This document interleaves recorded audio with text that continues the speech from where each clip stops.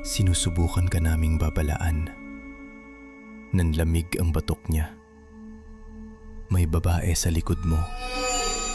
Humigpit ang boses ng lalaki. Nakaputing bestida. Mahaba ang buhok. Itim, basa. Parang kakababad lang sa ulan. Nilunok nito ang laway. Maputla ang muka. Lumulubog ang mga mata. At mali ang pagkakatagilid ng ulo niya.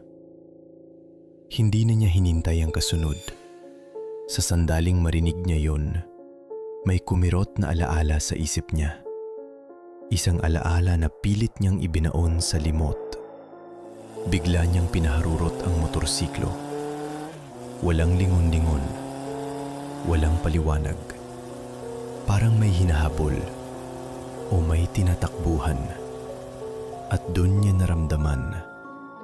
Biglang humikpit ang paligid ng leeg niya. Dalawang malamig na kamay. Hindi na siya lumingon. Itinaas niya ang agimat, nanginginig. Pero imbes na gumaan ang pakiramdam niya,